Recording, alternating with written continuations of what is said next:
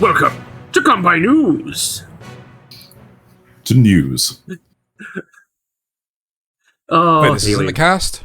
This is not the cast. This is the news. You can tell by the stunning green background that we have. But I thought we were doing the cast first. No. But aren't you hungry for the news section anyway? Couldn't you do with a good dose of our newsy goodness? You'll have to. You have to eat your vegetables before we get to the lovely dessert of talking about mecha. And no, not. I mean, maybe I just need to be informed about the order in which we record these things. Maybe I need a news segment, which is just like, this is the order we record things. A news segment about news. Maybe I need a new. Yeah, maybe I just need news.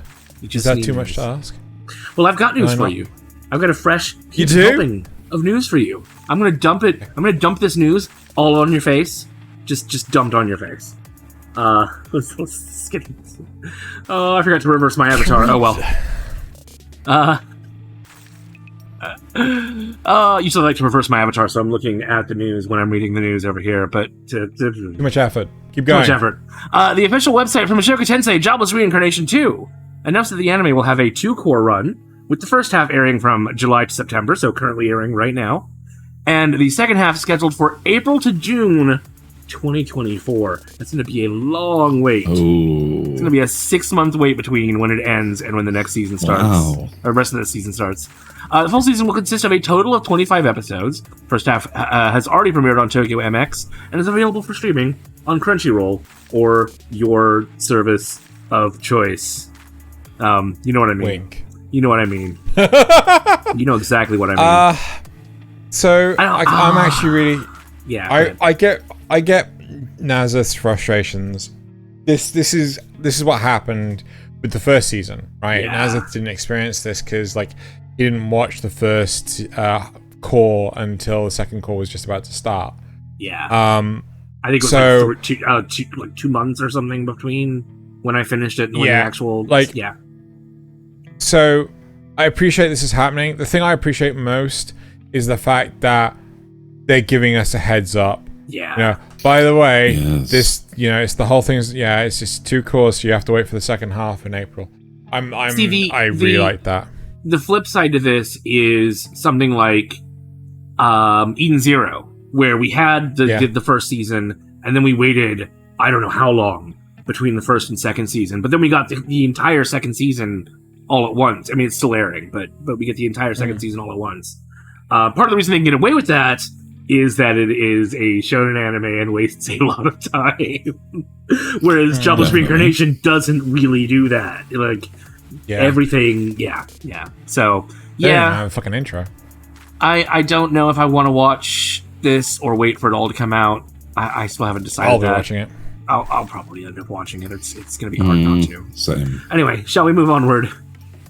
Yep. Yes. So, second story. A possibly final update on a court case we've been following. Yuji Naka, the game programmer and director known for his work on Sonic the Hedgehog, has been sentenced by a Tokyo court for insider trading in violation of the Financial Instruments and Exchange Act. Naka was found guilty of buying 130,000 shares and making profits of 20 million Japanese yen, which is about 146.6 thousand US dollars or 114.2 thousand pounds, by using non-public information about upcoming games in the Dragon Quest and Final Fantasy series. He has been given a sentence of 2.5 years in prison, suspended for 4 years, meaning that he will not serve his time if he remains in good behavior. And Naka was also fined 2 million Japanese yen and faced an additional penalty of 171 million, resulting in a total penalty of 173 million Japanese yen, or about 1.2 million US dollars, or just shy of 1 million pounds. This ruling marks the conclusion of the case that began in November. Yeah, all the way back in November. Crime doesn't pay. Yeah, although, I mean, not having to go to jail as long as he stays in good behavior. Yeah, but all that money. Yeah. Yeah, it's like, this was not worth it at all. Anyway, It's not like the Canadian system where the fine for stealing 5,000 Canadian dollars is 2,000 Canadian dollars. Yep. Yeah. Infinite money glitch. Right. So during its Anime Expo panel, Netflix announced that the animation adaptation of Naoki Urasawa's manga Pluto is set to premiere on October 26th. Pluto is a seinen drama that reimagines the world of Osamu Tezuka's Astro Boy. Sorry, that's not a full stop. That's just an underline. Astro Boy manga, and was serialized in Shogakukan's Big Comic original magazine from 2003 to 2009, spanning 8 volumes. The manga has garnered international recognition and has been translated and published in 20 countries, including France and the United States, where it was released by Viz Media. Here's how they described the story. And I'm going to zoom in 2 seconds. Right, okay, cool. In a distant future where sentient humanoid robots pass for human, someone or something is out to destroy the 7 great robots of the world. Europol's top detective, Geschicht. Sure, is assigned to investigate these mysterious robot serial murders.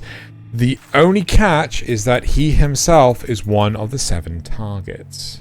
I've watched the trailer, and it is, oh man, it is good. It is so good. Is it pop?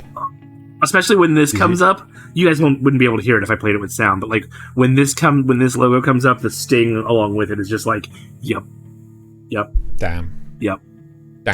Presentation. And see, this is an example of where they're doing something original based on Tezuka's work. They're not like using AI to just rip off his style. I really like that. Of course. Yeah. Really, really like that. All right. So this one is weird. The official website for the Pokemon Sleep app, developed by Select Button Incorporated, announced that the app will be released in late July. The app utilizes smartphone sensors to monitor and analyze the user's sleep pattern, categorizing them as dozing, snoozing, or slumbering. Based on the user's sleep type, various Pokemon will gather around the Snorlax on the app screen, including rare sleep styles. I don't know what that means. Pokemon Sleep will also connect with the new Pokemon Go Plus accessory, resembling a Pokeball, allowing players to use it like the original Pokemon Go Plus, which my brother actually had one of those. It kind of looked like a Pokeball and would go on your wrist like a little watch. Okay.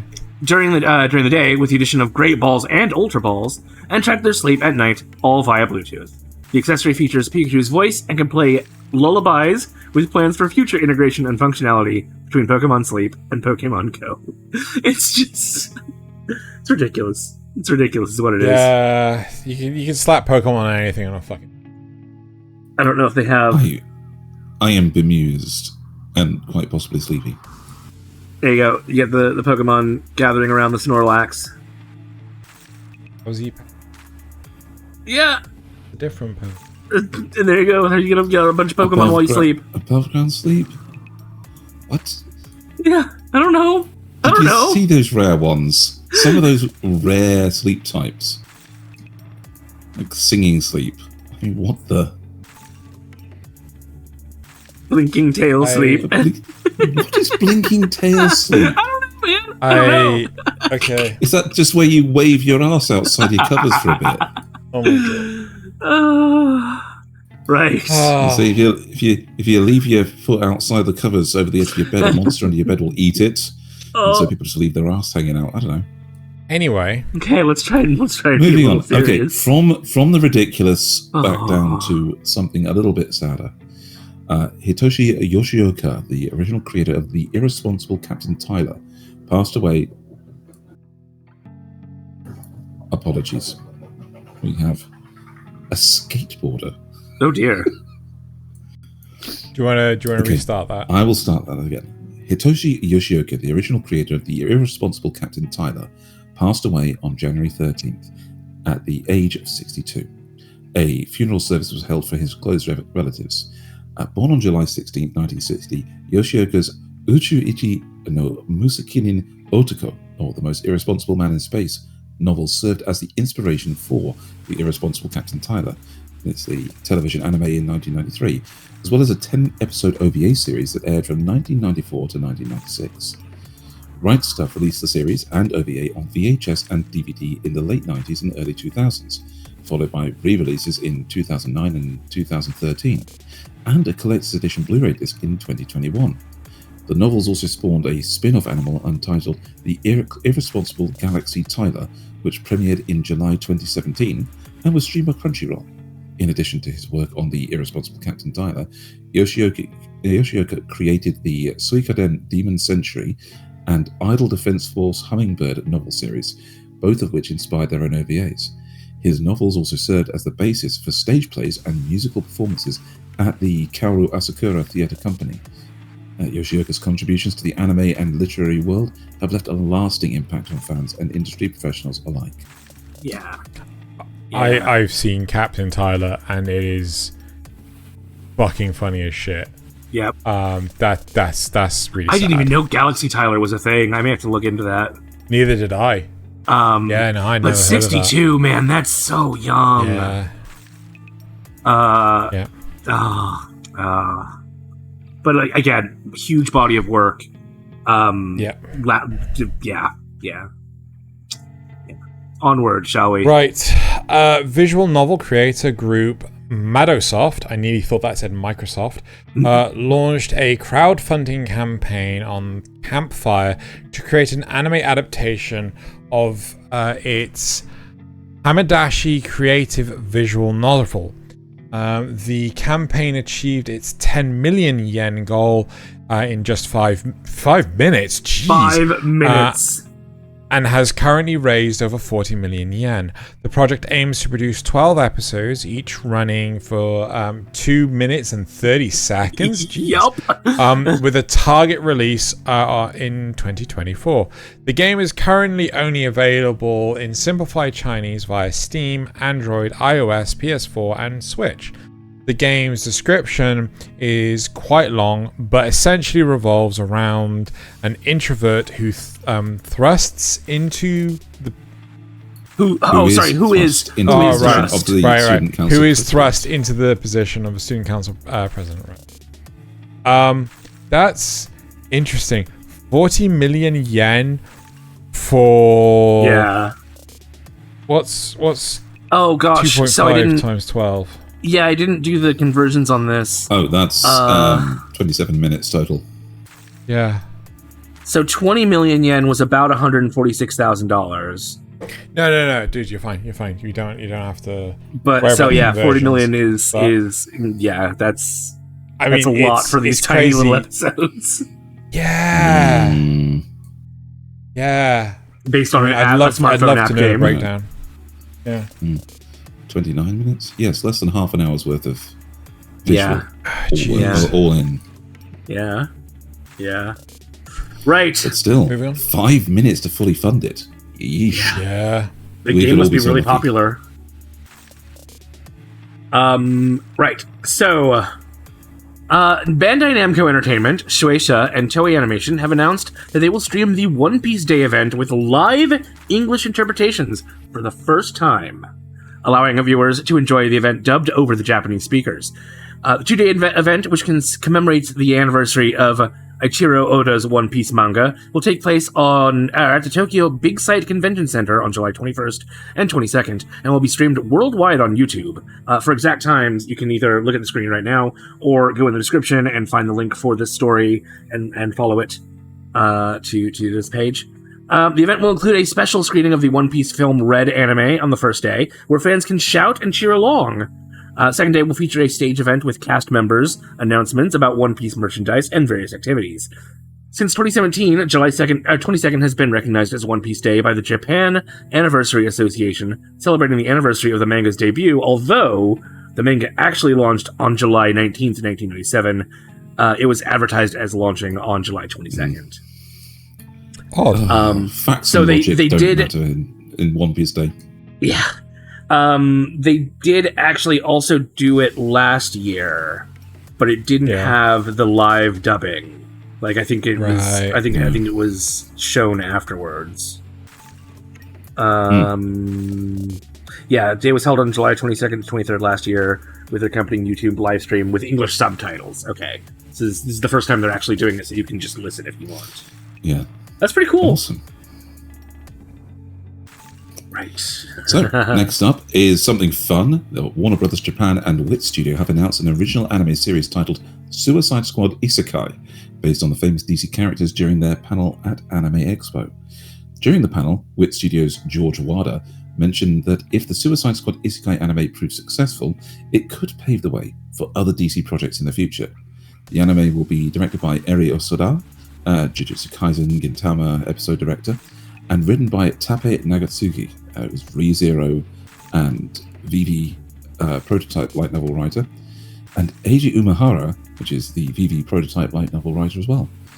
The manga artist Akira Amano, who drew the announcement art, will draft the original characters, and Naoto Hosoda, who's Digimon the movie key animator, will design the characters. That's a good name there. Oh, where was Wit that? Studio is well known for producing anime series like Attack on Titan, The Ancient Magus Bride, and Spy Family. So you can see the video, see the visuals on here. There was a close-up of the Joker around here somewhere. I don't remember where. Back, I think, in the cut there. Well, there was one of them, but by a second. He's got like. That's not him. So instead of just having the really big smile on his mouth. There you go. There's a good one. There's his mouth. Yes. There's his mouth, and then they've got the smile as makeup around it. I like that. It's weird. But I kind of like that. I'm kind of alright with it. It makes more sense. It gives him the right look, but also gives him the anime look, which is it's an odd contrast to get used to, but I kind of like that. Yeah. The fact that Wit Studio and we've got the people who worked on VV and Jujutsu Kaisen all working on this gives me hope that it won't turn out to be something like Batman Ninja. I'm hesitant. You're hesitant, right. Yeah. I'm hesitant. Okay. I almost included this meme in this week's cast, which was if I had a nickel for every time DC animated characters got isekai'd this year, I have 2 nickels. It's not a lot, but it's weird it happened twice. Yep. And this promo art that they were talking about is honestly really good. I mean, yeah, it's hard to get Harley Quinn wrong. The thing that concerns me is the fact that this is called Suicide Squad Isekai, right? Yeah. But Joker's never been in the Suicide Squad, right? And we don't see any of the other Suicide Squad members. Well, no, we see Amanda Waller, right? Yeah, but she's not a Suicide Squad. Yeah. She's a bigger. She's a much larger DC character that runs the Suicide Squad. Sure, but she's been in lots of other things as well. She's not just Suicide Squad. I mean, if this is just like Joker and Harley, I don't think it's just Joker and Harley. I would prefer it to be just called like Joker. Like when they're fighting in the other world. I think there's a couple of others. We'll see what happens, but like all of these previews that we're seeing could be from like the first episode. Yeah, I want to say Deathstroke's supposed to be in here, but I could be wrong. That may be the new me and Superman adventure or whatever it is. If Captain Boomerang is not in this, I will fucking riot. Anyway, we'll see what happens. Right, let's this one. Right. What the fuck? Okay, right. So, game developer Annapuran. Okay. Interactive and Keita Takahashi, the creator of Katamari Damacy, okay, I'm interested, announced that their new narrative adventure game titled To a T for Xbox Series X, Xbox One, PC via Steam, and Xbox Game Pass. Okay, the game developed by Uvula. Okay. Uvula. Was introduced through a trailer that showcased showcases Teen, a character stuck in a T-pose to a T, offers a episodic story, various minigames, town exploration, character customization, and the presence of a very cute dog. Here's how Annapurna... That's not what it's... Annapurna. No, but it says Annapurna there. You have, in fact, spelled it Annapurna, Nasuth. I can't believe you've done this. Right, describes the story, right? Fuck knows what the actual name of this company is. Right, play as a teen with a unique posture, just trying to live a normal life in a small coastal town. Explore the town along with the help of Teen's loyal dog and loving mother. While going to school and contending with bullies, how could Teen have bullies? They're asserting dominance constantly. Teen discovers a new ability granted to them by their extraordinary posture, dominance, and they start to uncover more about the... Look at that, he's helicoptering. Oh my god. And they start to uncover more about their mysterious lineage. I just... Oh dear. This trailer is ridiculous, hilarious. By the way. They're singing a song the whole time. It's so Katamari Damacy. Like, it's just... Oh my god. Oh wow. I'm up for this. Right. All right, and finally, I won't be able to play this one because I'm reading it. Bandai Namco Filmworks released a teaser promotional video for the new animation project Mobile Suit Gundam: Requiem for Vengeance. The series will consist of 6 30-minute episodes that will be streamed worldwide. The story takes place during the One-Year War, focusing on the European front, and it centers on Iria Sorari, and the mechas include the Zeon Mobile Suit Zaku 2 and the Federation Mobile Suit Gundam. The animation for Requiem for Vengeance is being produced entirely with Epic Games' Unreal Engine 5, and the project is directed by Erasmus Brosdow, who did Warhammer 40,000's The Lord Inquisitor: Seed of Ambition, who posted a personal message to fans on the Gundam YouTube channel, which I meant to watch and I forgot. Celia Massingham, an Australian actress who starred in DC's Legends of Tomorrow, voices the lead character and performs motion capture for animation. The series is written by Gavin Heinite, who did Marvel's Spider-Man game, and the executive producers are Naohiro Ogata, who did Mobile Suit Gundam The Witch from Mercury and Mobile Suit Gundam Thunderbolt, and Heinite. Kimitoshi Yamane, who did Cowboy Bebop, Escaflowne, and multiple Gundam projects, is the mechanical design supervisor.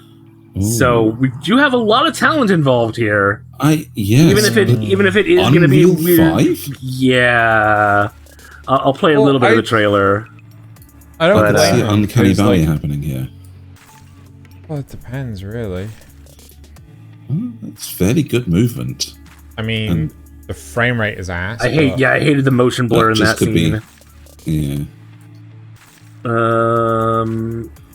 That's Zaku. The good attention to detail there. So that's coming from Kimitoshi Yamane. Like, this stuff looks fine for frame rate. Yeah. So I think that was just some weird motion blur BS that they were trying to do. It looked like it was going backwards. Yeah. Originally. Yes, there was. It seemed like a reverse. So I mean, look at those. Yeah, look at those control panels. Ugh. Yeah, I'm fine with it being in Unreal Engine 5. Like, the thing is, the engine's more than just a game platform. Yes, it's also used for like a lot of modeling and things like that. Yeah, because a lot of the environmentals of shows that use, oh god, I think it's called The Volume, which is this giant stage with like, it's like a 360 LED screen sort of thing. They utilize a lot of Unreal 5 to generate the environment. Like Mandalorian. Like Mandalorian uses it as well, yeah. Yep, I'm 6 30-minute episodes. I'm down for that. I'm happy to see a nice 6-episode OVA. We don't get enough of those anymore. Indeed. Yep. And I think that will do it. Also, with that attention to detail, so that does bring us to the end of our news segment. Nasuth, play us out. you feel nicely informed now, Zeno? You feel is your tummy all full of news? It is full of news. Now I feel informed at the order of which we actually record this stuff in. Now you're ready. Now you're ready to go record Kanpai Cast, where we talk about the technology in anime and the future and prosthetics and giant robots and and I need a lot more of this. Hi everyone. Stay tuned for that later this week, and we'll see you next time for news. News.